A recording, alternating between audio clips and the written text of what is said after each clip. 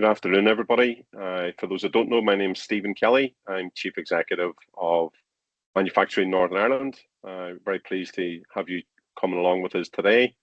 I'm just delighted to say that we're joined by colleagues again from Mills Selig, and today's webinar is on restructuring, insolvency, and how to protect your business. Obviously, given world events, not least in the last number of days, it's a very rapidly changing economic landscape, and having a clear understanding of restructuring and insolvency could help your business strengthen its resilience, protect value that's within the business, and plan confidently for the future. Knowing what options are available and when to act can make a real difference to ensure that the business is protected. Today's seminar is about protecting your business, about understanding creditor and debtor positions, knowing your restructuring options, and taking early steps to help keep control and protect value.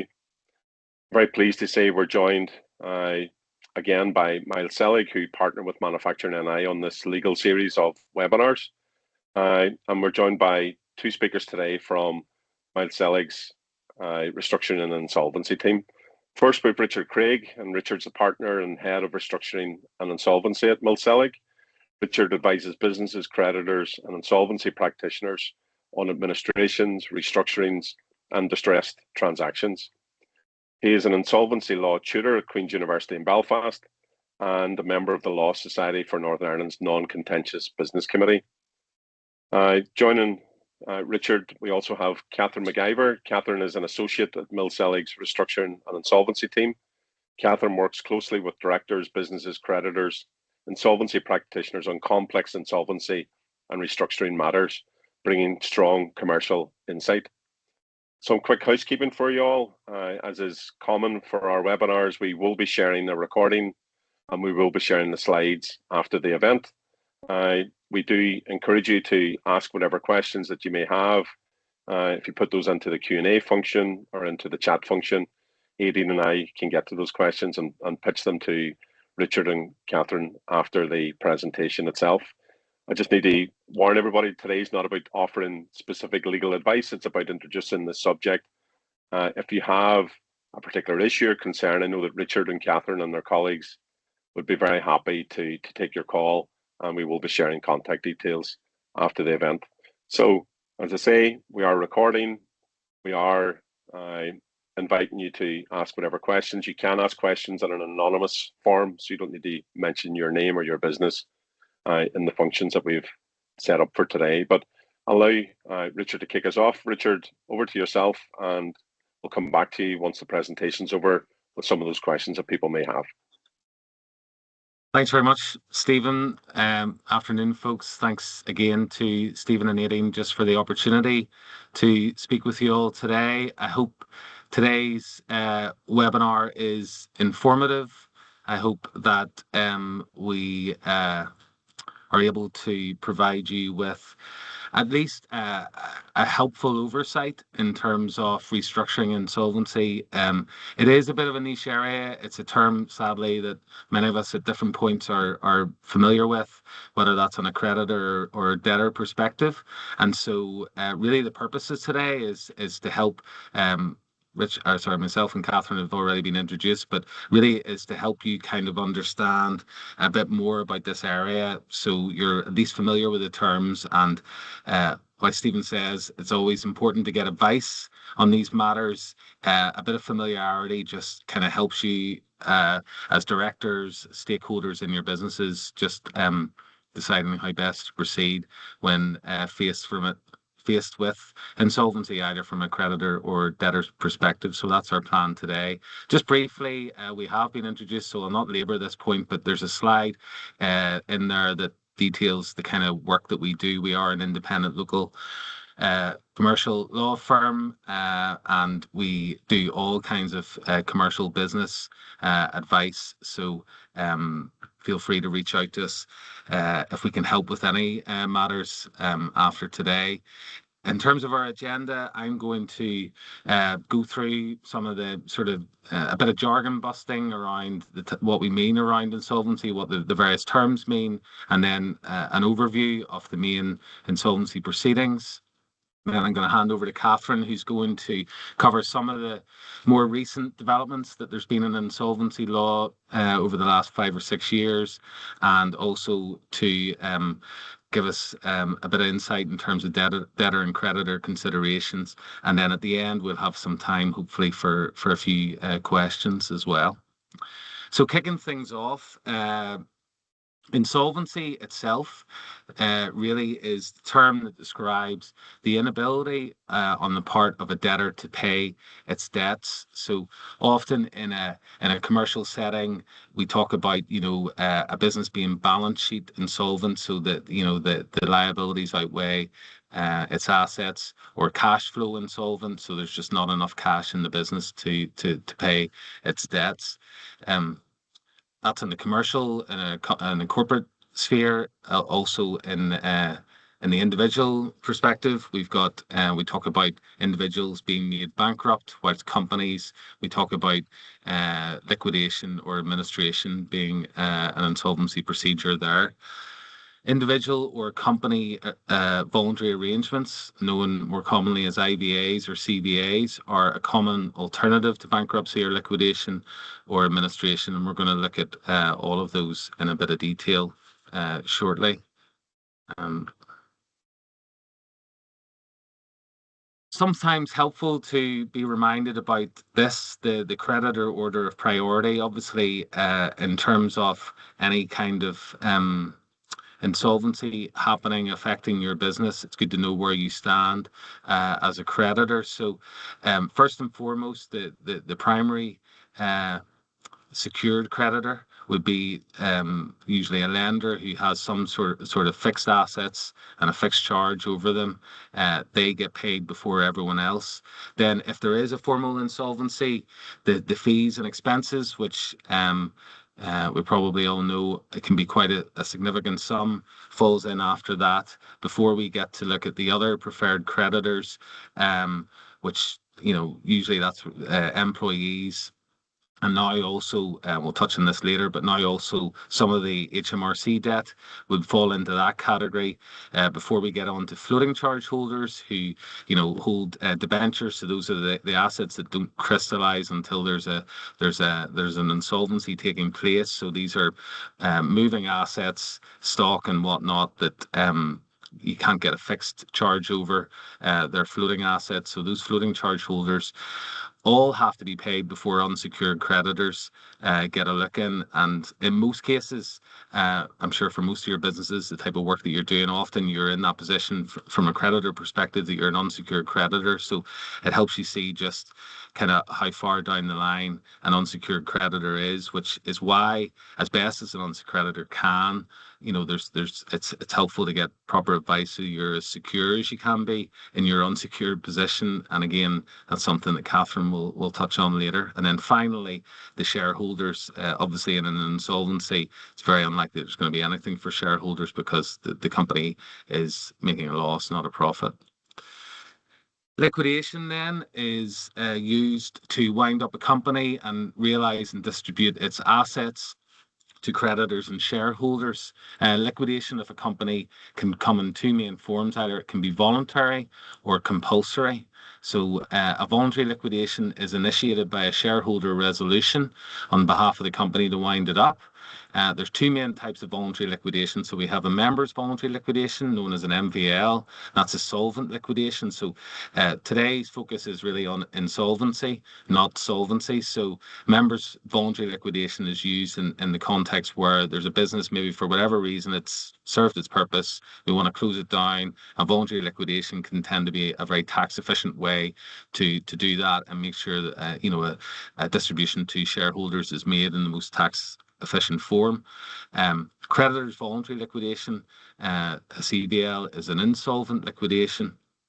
The MVL must be accompanied with a statutory declaration to say that all debts will be paid within 12 months from the date of the commencement of the liquidation. That's a standard thing because, like I say, that's going to be a solvent liquidation. So part of the reason you're able to liquidate the company on that basis is because you're going to get, if there are any debts to be paid, they're all going to be paid within a reasonable period of time. Obviously not the case in an insolvent liquidation where there's going to be a shortfall. In relation to CVL, liquidator is usually nominated by shareholders, but crucially has to be approved by creditors. So whilst it's true that the company would really initiate the CVL process, there is creditor input there in terms of, who will be appointed as liquidator, and they do have a say in the matter as stakeholders looking out for their debts. Compulsory liquidation is initiated by the presentation of a winding up petition to the court. So whilst voluntary liquidation is commenced by the company, its directors, a compulsory liquidation usually it's a creditor. Quite often HMRC would be the petitioning creditor, but also other trade creditors can do that. Kathryn will explain later on that actually in this jurisdiction at the minute, apart from HMRC, every other creditor has to actually secure a judgment before they can present the petition. The official receiver, known as the OR, automatically becomes the liquidator of the company. If the company has assets that can be realised for the benefit of the creditors, then it is normal that the OR shall appoint a licensed insolvency practitioner, an IP, to act as liquidator. So that will only happen if there are assets, because the IP will only really want to take it on if at least their own fees can be secured by whatever potential assets are out there. So there needs to be a realisation for an IP to be instructed. In the case of a compulsory liquidation, any action or legal proceedings against the company in liquidation cannot be initiated or continued without the leave of the court. So that's important. If you are in a dispute and the company goes into liquidation, the company that you're suing or being sued by, then there is then a stay in those proceedings until the court consents to some form of action. Obviously, if you're pursuing a company that goes into liquidation, you may decide there's little or no point in pursuing those proceedings further. Administration then. The other main corporate insolvency procedure is a way of facilitating a rescue of the company or a better realisation of its assets. It allows an insolvent company to continue to trade with protection from its creditors through a statutory moratorium. So creditors cannot take action against the company whilst it's in administration. Prevents various legal action, also prevents any enforcement of security against the company or its property.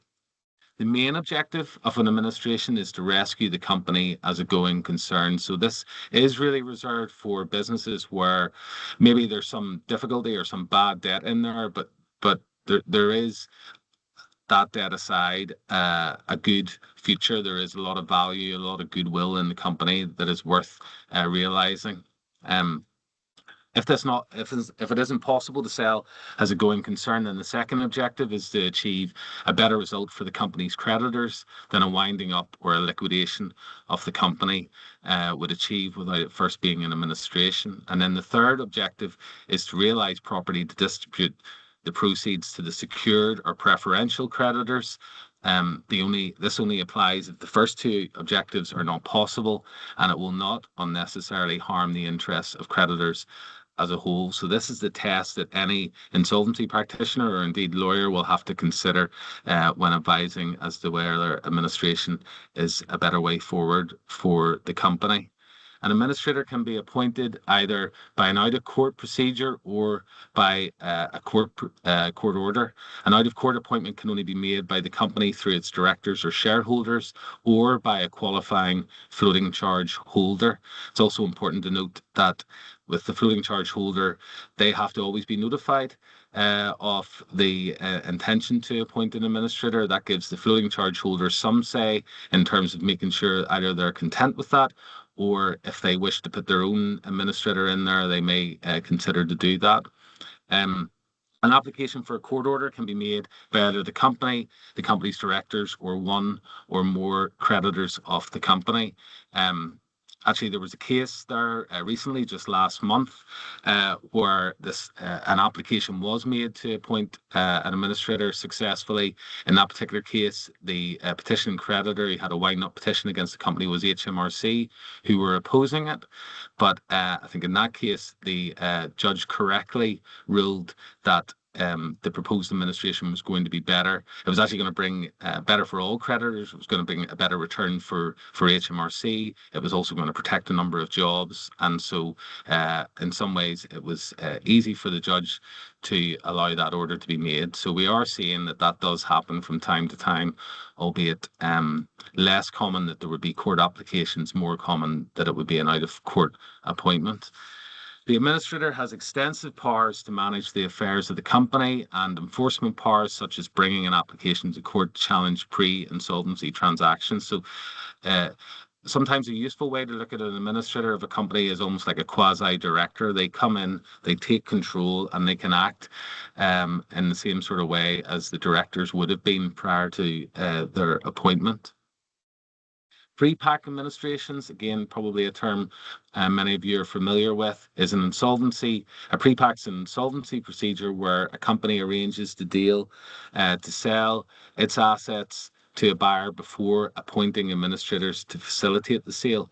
So effectively, we have a sale that's kind of set up before the administration happens. It's a powerful legal way of selling a business onto a trade buyer or a third party. Typically, it's a good outcome for secured creditors, but it's pretty disastrous for unsecured creditors in that the unsecured, they're very unlikely to get little or anything from the pre-pack procedure.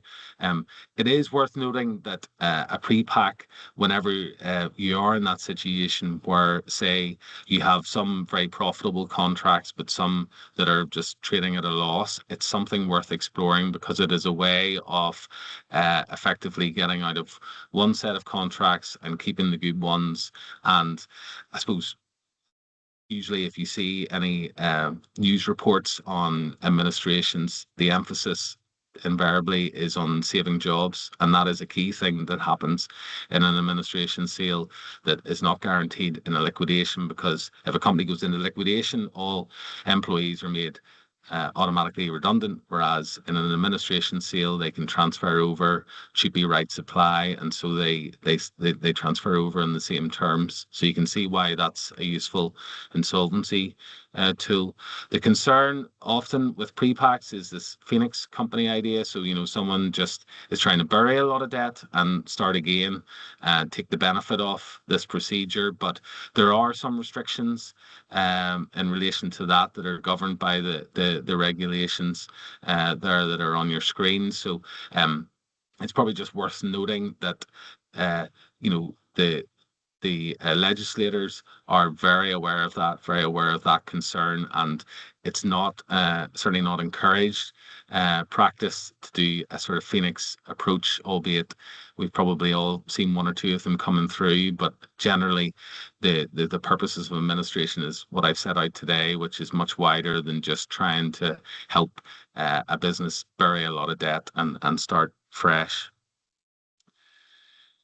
Company voluntary arrangements. So a CVA is a contractual agreement between a company and its unsecured creditors. The main aim of the CVA is to enable a company in financial difficulty to propose a compromise or an arrangement with its creditors. So this is, a common scenario where, say, there's mounting debt, there aren't the assets or the cash flow or the pipeline of work to make sure that everyone gets paid in full anytime soon. It's an opportunity for a company to say, well, look, we can't pay you 100p in the pound, but here's a percentage that we can manage, which is going to be much better than if the company goes into some liquidation or administration. So that's seen as a better alternative. As mentioned there, it's essentially a contractual agreement. So provided the company adheres to those terms, once the contract runs its course, then the debt has been satisfied, and that's the end of the matter. In most cases, the CVA is commenced by the company's directors. However, if the company is in administration or liquidation, it can be proposed by either the administrator or the liquidator.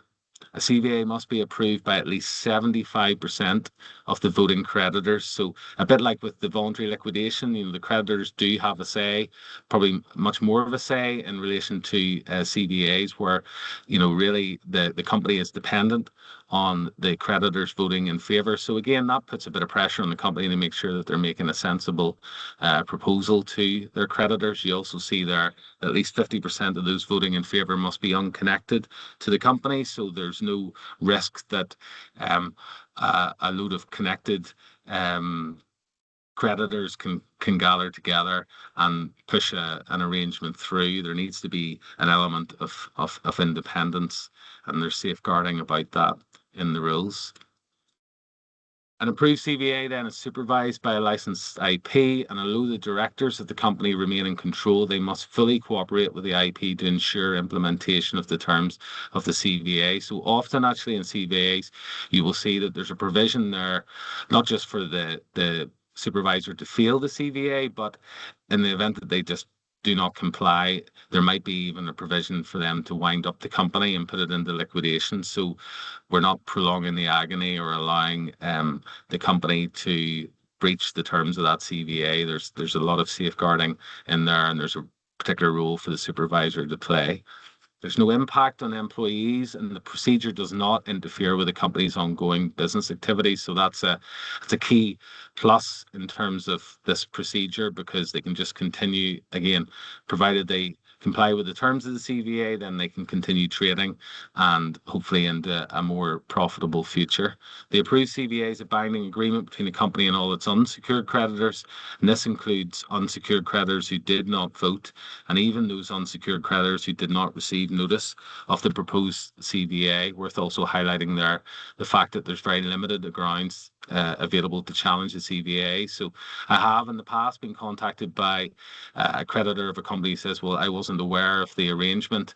There's not really provision for that being challenged unless there's some kind of material irregularity or unfair prejudice that can be shown. And in summary, those are very hard things to prove. And so this is, I suppose, from the company's perspective, this is the thing that's very attractive for them, is that it binds all creditors, even creditors who haven't really participated in the process. So it gives certainty to them. The unfortunate part is if you're a disgruntled creditor but you don't carry over 25% of the full amount of the debt, you may find yourself bound into an agreement that you're not particularly happy with. I'm going to hand over now to Kathryn, who's going to take us through some recent developments and then looking at the creditor and debtor perspectives in insolvency. Thank you, Richard. So first of all, we're just going to cover the Corporate Governance and Insolvency Act, which came into force in June 2020. So this introduced a number of insolvency processes, one of which was the restructuring plan procedure. So this can be proposed by a company or its members or creditors. So to be eligible, the company must show that it is encountering or likely to encounter financial difficulties. And the aim is to eliminate, reduce, prevent, or mitigate the effect of those financial difficulties. So the process involves an application to the court. There will then be a meeting of creditors, and at this meeting, this requires approval of 75% in value of a class of creditors or members, and then if approved, the court then sanctions the plan. The procedure also includes a new power that was brought in, which is called a cross-class cram-down. So this binds all creditors in the event that if 75% of creditor approval is not obtained, because there is a dissenting class of creditors, this enables the court to sanction the plan, and the court has discretion in doing so, and will consider a range of factors, one of which will be whether it's more favourable to creditors than other insolvency processes would be. So since the introduction of this restructuring plan, we did expect that it would be used more than it has, but the uptake has been slow in Northern Ireland. This is probably due to the expense of it, and it's more likely to be used by large corporate entities as opposed to SMEs. So next we're going to move on to creditor petitions. So as Richard has already mentioned, the situation in Northern Ireland at present is unique to the rest of the UK. So before a bankruptcy or winding up petition can be presented to the High Court here, the debt is required to be based on a judgment or other similar decree. As Richard has also said, HMRC are the only creditor that do not require to have a judgment. So obviously they are the most active creditor in Northern Ireland at the minute, and the court lists every week are quite packed with HMRC petitions. As I said, this is unique to Northern Ireland, and at the minute it looks like that guidance is here to stay and a judgment will be required for some time, and it doesn't look like that's going to change for the foreseeable. This obviously adds another hurdle to creditors in that they have an additional cost and also a delay before they can go ahead and issue a winding up petition. So creditors are electing not to go ahead with that because especially if the proceedings are defended, that can be quite a significant cost for them. Next, we move on to the Crown preference. So prior to this coming in, HMRC ranked as any other secured creditor would unless it had taken security. However, as of December 2020, Crown preference ranks HMRC ahead of floating charge holders and unsecured creditors, and this is under the Finance Act 2020. So this means that HMRC have an elevated claim status, and this relates to only certain debts to include PAYE, employee national insurance contributions, construction industry scheme deductions and VAT. And their claim is not capped by any amount or time, and it applies retrospectively. So this just means that HMRC ranks ahead of any other unsecured creditors, and their debts are considered preferential claims and will be prioritised. And the implications of this for insolvencies on the HMRC preference is that typically they are one of the largest creditors in most insolvencies and are the most active, and they cannot be bound by a CVA without their consent. We did think that this may lead to an increased number of the restructuring plans, but as I've already mentioned, that hasn't happened as of yet. Then we'll move on to debtor and creditor considerations. Firstly, we'll start off with debtor considerations. Just given the current climate at the minute, there are an increasing number of companies that are at risk of insolvency. There are a range of reasons for this. Current affairs recently, but also inflation, COVID loans, high cost of equipment and materials, tight profit margins. These obviously vary company to company. And given that the minimum debt before winding up petition can be presented against a company is very low, it's only £750, the risk is very high for companies when they find themselves being unable to pay their debts as they fall due, subject to obviously a judgment being obtained as well. So some key considerations for debtors. Firstly, an informal assessment of the business recovery plan internally. So a company that is facing insolvency issues should look at how it's going to manage its debt if it is starting to mount, and look at informal options in the first instance. Then early engagement with stakeholders or creditors. So really, the main thing with this is just maintain good relationships with your creditors, keep them up to date, keep them informed. The worst thing a company can do that is facing insolvency issues is to bury their head in the sand and not engage, because this is when creditors do become suspicious and will proceed to take action. So you want to reassure them and let them know that you're taking matters into your own hands and you're trying to deal with them.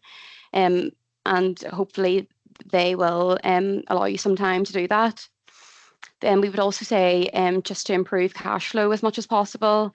This could include cutting out unnecessary costs and making sure your customers pay on time so you're getting as much cash flow into the business as possible. Other considerations would be to carry less stock, explore other ways to raise funds such as liquidating assets, and just know your current cash position and what your cash flow forecast looks like. We would also say to engage early with insolvency specialists. it really is important that you seek expert advice early on. Don't wait until it's too late and you're backed into a corner and your options are then limited. The quicker that you take control and take action, the more control you will have of the situation. And particularly once you get to the situation where a winding up petition has been presented against you, you are backed into a corner and your options are limited and you're under time pressure then. And finally, just make best use of this time to make a restructuring and recovery plan, and try to save the company before you are forced into a corner by creditors. Then we'll move on to key considerations for creditors whenever you have a company or individual owing you a sum of money. So firstly, seek to limit your exposure where possible when the debt is unsecured, so keep on top of your debts and try to keep them as low as possible at the outset. Next, we would say to engage with a solicitor. We're not just saying that because we are solicitors, but obviously a pre-action letter from a solicitor is going to carry a lot more weight and hopefully put on more pressure and encourage engagement from a debtor as opposed to a letter just coming from your own accounts team or whoever it may be. So this would hopefully prompt early repayment without the need to go ahead and get a judgment and then proceed with a petition. But if you need to do that, you're better being proactive and doing that once the time that you've given the debtor to pay has expired, and just keep on top of that, and then you can consider going down the winding up a bankruptcy petition route. Next, we would say to review your own contracts to ensure maximum protection. So have clear and lawful contracts with strict payment terms and impose conditions for late payments such as interest, and have that clearly set out in your contracts. Also, another thing to consider is retention of title clauses. This just gives you some security in terms of exposure when you're not being paid by a debtor upfront, as it allows you to go ahead and uplift goods. So at least you have steps that can be taken there rather than having to sit back and go through the whole court process of obtaining the judgment and presenting the petition. And also just set up a credit control policy and be consistent with it. And then finally, give serious consideration to any sort of comprised settlement when dealing with a distressed company. So really weigh up your options and consider the asset position of the debtor company. If they are offering some sort of payment or payment plan, it could be better than nothing. And if you are going down the legal route, that's obviously going to cost you, and sometimes you're not going to get anything back from that. So you could just be throwing good money after bad. So depending on what they are offering, it may be worth considering accepting that. And then I will just hand back to Richard, who's just going to do a summary and take any questions. Kathryn will take questions as well. But thank you, Kathryn. The summary then, I suppose, hopefully, I know this can be quite dry in terms of the content sometimes, but this is really where we see things happening over the next while. We expect to see continued insolvencies. Now that I know crown creditor petitions are on the rise, there hasn't been a sharp an increase as we thought we'd see, but with that, and maybe with more creditors getting judgments and taking petitions, we will continue to see insolvencies rise moving forward.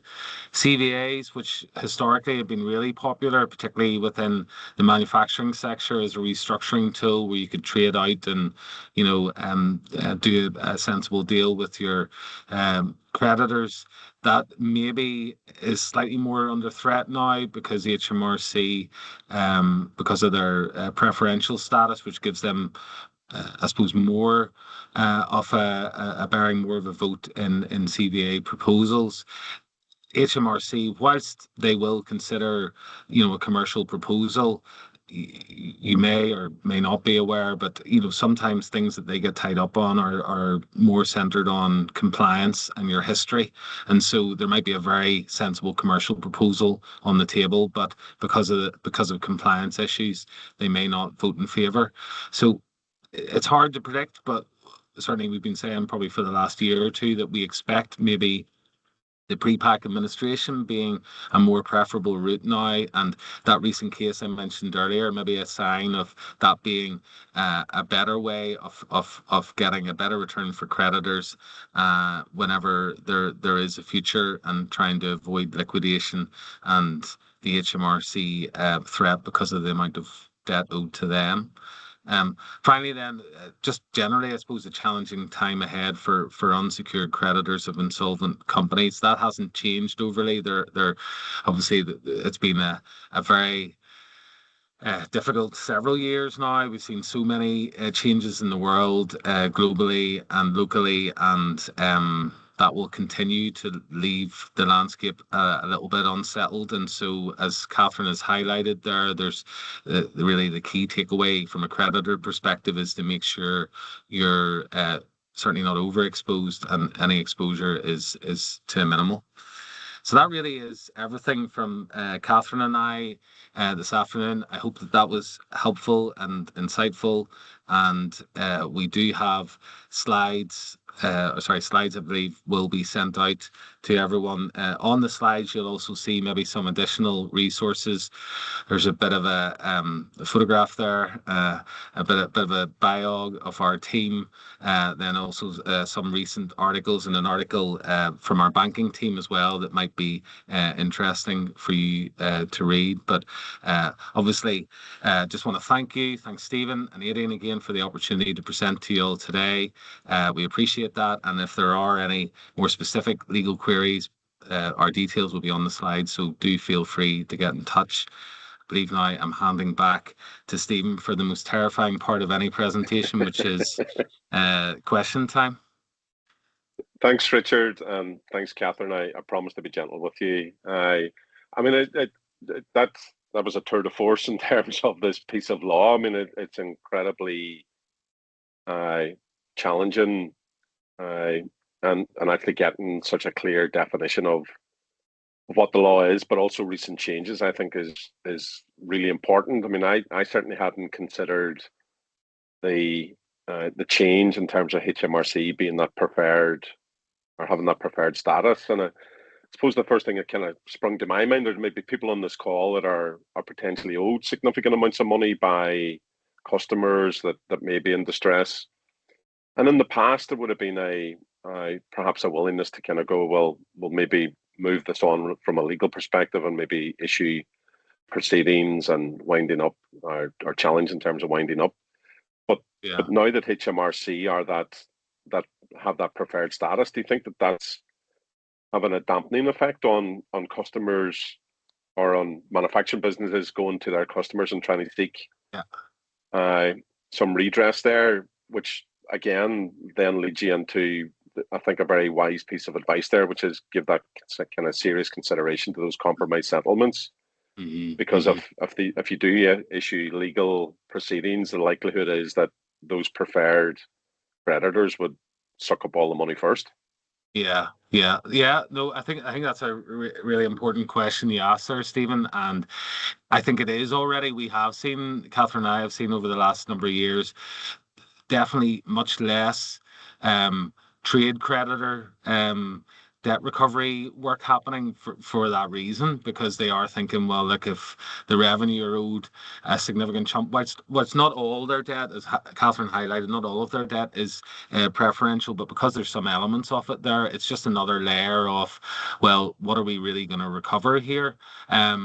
So I think that, or I think it has had a dampening effect.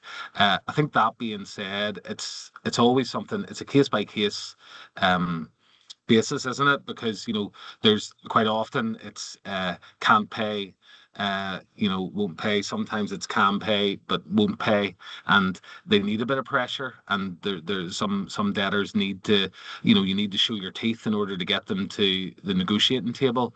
I think what Kathryn and I would say of our team is our focus very much from a creditor perspective is always on trying to recover something that's sensible, and being commercial in that mindset. It can be quite emotive, obviously, if you're, say, a trading relationship, or we've a number of clients who have been very good to businesses that they've traded with, but then they're out a significant sum of money. There's sometimes feelings of betrayal and disappointment that sort of come in there as well, which is totally human and understandable. But we try to stay very focused on commercially what's the chances of a recovery here. So part of our role in any engagement is to make sure that we do a bit of work in terms of actually looking at these assets. What are they going to realise?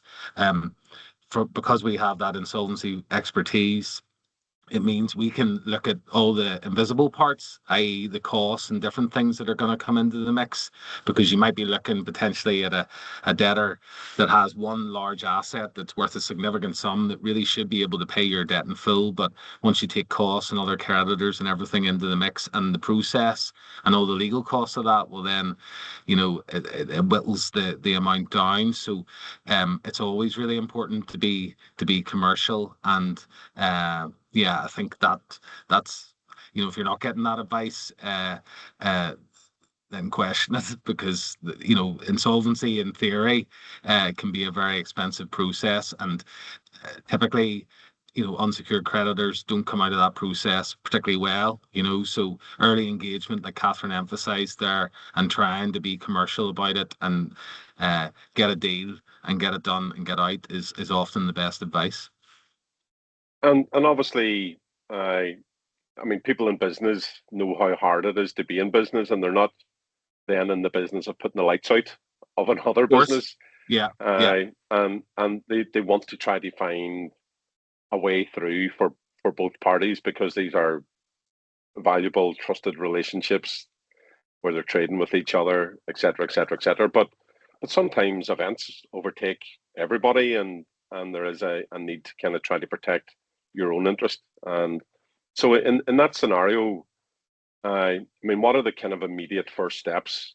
Obviously, pick up the phone and ring yourself or Kathryn, but outside of that, what are the immediate kind of first steps that a business really should be doing in terms of, if there's a challenge with a customer or a key supplier that may be looking like it's entering administration?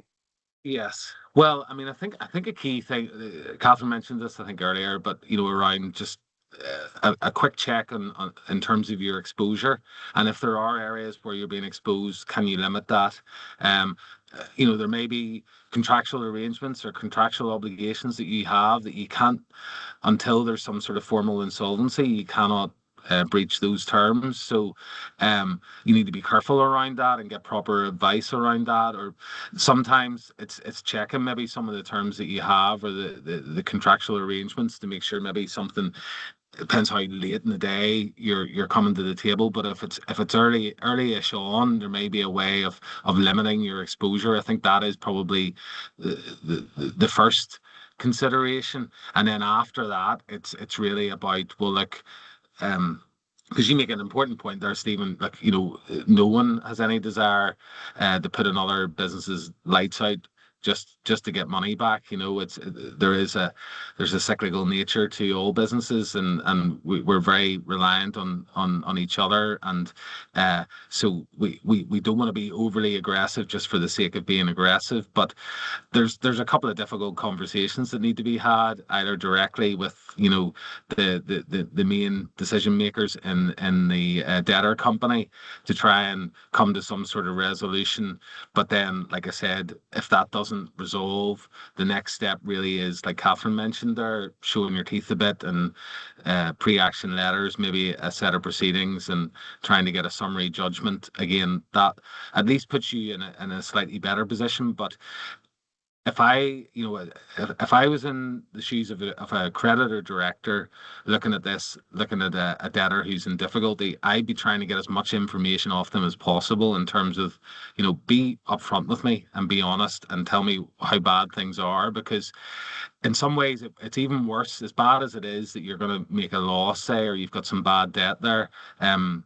It's even worse when you go to the expense, and I'm really doing ourselves out of a job here, but when you go to the expense of lawyers and everything else to try and progress matters, only to find that was never really going to get any recovery. So I think trying to get as much information about that landscape, and truth be told, I've seen many cases where maybe a creditor is owed money, they have a bit of that knowledge, or maybe they have a contact, an insolvency practitioner who the debtor can go and speak to, and they can actually even sometimes be very helpful in these circumstances where they can point them towards a potential rescue plan, or somebody who can at least talk them through a rescue plan. So that sort of engagement can often be helpful. I think, sometimes we get focused on sending letters and emails when really picking up the phone can be the most effective way of minimizing the risk and the potential loss. And that's my experience with your own firm. And not that I've had insolvency experience, just so we're clear, Yes. but certainly good lawyers are very good at writing letters and issuing proceedings. Of course they are. But really, really good lawyers like your own firm actually see themselves more as a trusted advisor, as a Yes. confidant, Yeah. as somebody who understands their business and the challenges, and uses wisdom more than writing letters in order to try to get good outcomes for their Yeah. clients. Yeah. So absolutely, you can do the black and white letter law. Absolutely, you can do that. Yeah. But actually, that wisdom piece and the experience Yeah. piece is actually much more valuable for people. Obviously, Yeah. there's the challenge there in terms you may be owed money by a firm, but then if we kind of turn the tables on it, then there may be businesses and there may be times that a business may itself be in distress, and that comes, as we've seen in your presentation, with very particular challenges, both Mm-hmm. for the business but also individuals as directors. Mm-hmm. Mm-hmm. Excuse me. If you kind of look at that personal risk then for directors of Yes. a business, uh, yourself or Kathryn, and what are the kind of practical steps that manufacturers should take as individuals to protect themselves before Yeah. any kind of formal insolvency becomes unavoidable? Yeah. Yeah. I think because I was on the webinar last month when Lindsay and Emma, my colleagues, were presenting on directors' duties, and there were a few questions around, particularly when we get into this twilight zone where there's a possible insolvency. And it is right that, directors need to be careful, because you hear terms like wrongful trading or trading whilst insolvent, and the potential for personal liability there. Um, the risk, I suppose, in terms of those cases happening, they're few and far between, but there is a genuine risk there, I suppose, if you take no action. So I think for directors, not to hit the panic button and shut things down, but to make sure that they're at least going and getting some advice. Really, at that stage, it's not legal advice you need. It's an accountant, it's an insolvency practitioner who can give you a bit of a steer. You also, I think it's really important to keep documenting everything, any decisions and all the rest, because if things don't work out, then at some point, whether it's a liquidator or someone coming into the business, will be looking at what happened during this period. And like I said earlier, there is that power to review what we call antecedent transactions, so transactions that took place before the insolvency. So just being very careful, as Emma and Lindsay explained last time, the duty shifts to looking out for creditors, so making sure that no decisions are made that are going to compromise creditors. But you know truth be told, a lot of the time, you could be potentially on the cusp of insolvency. You get one bad, contract goes badly, or even a debt that you've been waiting on getting paid, and all of a sudden your cash flow. So it's not a case of every time we're slightly concerned we're going to have a bad month that we need to go and get advice, but. Most directors of businesses should know, actually, we're on this kind of trajectory now and we need to be really careful. And that's where I think the key thing from a director perspective is to make sure you go and get advice and good note taking, and any decisions that are made, particularly where the company is incurring expense, that there's a rationale behind that and it's well documented. And then obviously, and there's a question in the chat which I'll come to before we finish. I have seen it there. I mean, if things progress unfortunately badly, and businesses do look like they may fail, I mean, there's a potential there for disagreement between the directors themselves of the business, about the directors and or the shareholders, about whether they should restructure, they should sell, or they should close. Yeah. What happens if there is that disagreement there between the directors and shareholders? Is there a route through that protects everybody? Yeah, that's a good question. It's not it's not an uncommon scenario, where there is some disagreement. The difficulty is because of the various, rules governing companies that you will need to reach an agreement. Otherwise, the risk is that by not taking action, you'll be criticised. And so that's the difficulty when you have maybe a dissenting shareholder or director that's stalling what would otherwise be the sensible way forward. Like in some dramatic circumstances, it ends up people resign and different things like this happen, which is not particularly helpful. But um, it is a part of a difficulty that a company might face. Thankfully, it doesn't happen too often, but the problem is, first and foremost, that as a director of a company, whether it's you and one other or a number of you, you're all sort of you all have the same duty, and in some cases, things are documented that kind of shows, well, like we had a couple of dissenting parties here that stalled the decision-making process so they can do that. What I have seen in other cases, in fact, one there a couple of years ago where a significant business was being sold. It should have been an administration sale all day long, or sorry, a consensual sale, and there was potential to do that, but the directors couldn't agree on it, and eventually actually a creditor then appointed an administrator and the sale happened after that. But it definitely ended up in a situation where I don't think their stakeholders would have been too happy because that decision could have been made earlier. So it's kind of that, if there is disagreement, generally somebody at some point, some other creditor maybe is going to take action then that's going to bring things to a head at some point anyway. It would be my view though, whenever the decision makers in the business are aware of this, that they should be fighting really hard to get a consensus and be proactive on it, because again, I think you get more credit for that, being a director and taking your duties seriously to make sure that you see that the business is insolvent and you're taking the lead rather than waiting for a creditor to come knocking or for them to take action. And last question from me before we get to that one in the chat. A number of directors, business owners will have provided personal guarantees to banks or others around particular lending or whatever. I mean, how likely are those to be enforced if a company enters an insolvency process? How often does that happen? From your experience, are those personal guarantees executed upon by particular creditors? Stephen, I'm sure everyone's sick of the sound of my voice at this point, so maybe Kathryn, I don't know, do you want to maybe suggest a few thoughts there? Yeah, I mean, it's not obviously in every case. It depends on the amount that's due and whether the director has assets or anything that they can go after. There's obviously an additional cost to that. So it's really just case dependent, and they will look at the potential recovery from the person who the guarantee is with, and whether that is a better route. It really is just very case dependent, but we aren't seeing it that often, but it obviously is an option that can be explored if there are assets there that they can go after.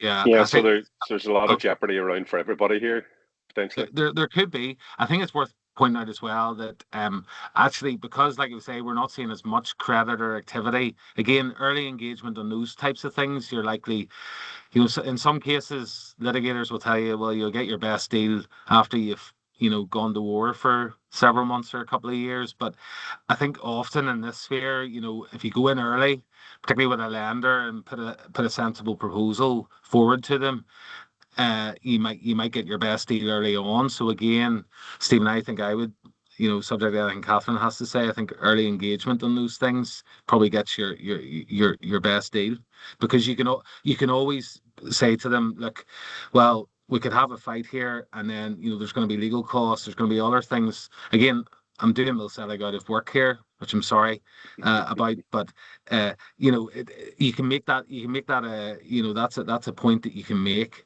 in early negotiations that you can't make later down the line when all the costs have been incurred. And finally, then, just I did promise they come to the questions in the chat and stuff. So I'm trying to. I'm sure you can see it there yourself. I'm trying to navigate my way around asking this in a way that'll be useful for everybody and not give free legal advice. But in terms of this particular viewer was an unsecured creditor. A company entered a CVA over a year ago, or sorry, almost a year ago. They did have a judgment before the company was entered into some sort of insolvency process.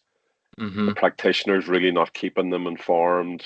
HMRC are now involved, and they're basically looking, well, what kind of practical steps can they do in that scenario? From listening to you, it sounds like the bigger, beefier creditors are coming after that company now, and it sounds as an unsecured creditor they're going to be left behind. But I mean, is there any advice that you can give about there are other alternatives, there are other routes to try to get the money that you're owed? Yeah, well, so even though, as I understand it, there's an unsecured creditor has a judgment or had a judgment before the CVA was approved, I think is the summary there. So even though you have a judgment, that doesn't actually change anything in terms of your priority. So you're still an unsecured creditor. You're still sitting, beneath the fixed charge holders, some of the HMRC debt, employees, floating charge holders. So in that order of priority, if there's a lot of other debt attached to the business, then they're going to get paid, and of course, legal and accountancy fees on there as well. So they're all going to get paid before the unsecured creditor gets anything. I mean, if it is the case where a CVA is breached, there are very clear terms under there. There's a notice. Usually what happens is the supervisor writes out to the company and says, well, look, you've breached the term here. You need to correct this within a certain period of time. If you don't do that, then we're going to fail the arrangement. And like I mentioned earlier, there may be provision under the arrangement whereby the supervisor then has to petition the company for its winding up, and that brings, I suppose, all matters to a head. If it is the case that really, look, there's a lot of secured debt in there, and there's nothing really that can be done at this stage to further secure an unsecured creditor's position. And I suppose you are playing a wee bit of a waiting game, but I suppose if I was in the shoes of that individual, the only thing I can think of proactively that they could be doing is continuing to, make noises, say, with the supervisor. It sounds like that's already happening, and the supervisor may not be engaging overly, but they are there to deal with those inquiries.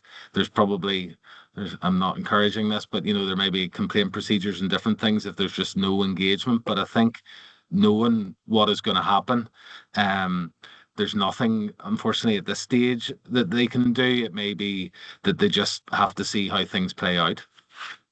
And what assets can be realised if the business does finally fail.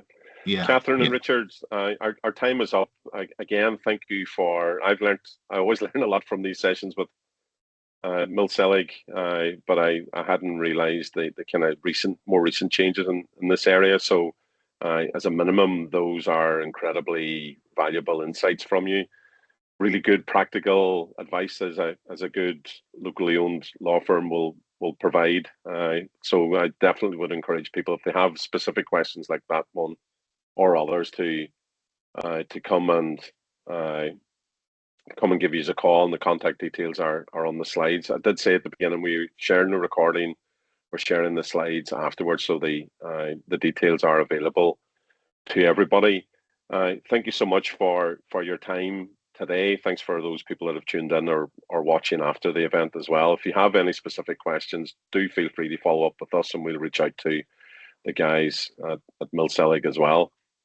That is all for us for today. We're going to continue this legal series with Mills Selig into the months ahead, so do keep an eye on our e-signs and all our channels. And if there are events of interest to you, then sign up to get involved. Richard, Kathryn, thank you so much. We'll let you get back to the rest of your working day, and hopefully people will find today, as I found today, incredibly useful, and reach out to you if there are specific questions. Thanks very much. Thanks so much. Thank you.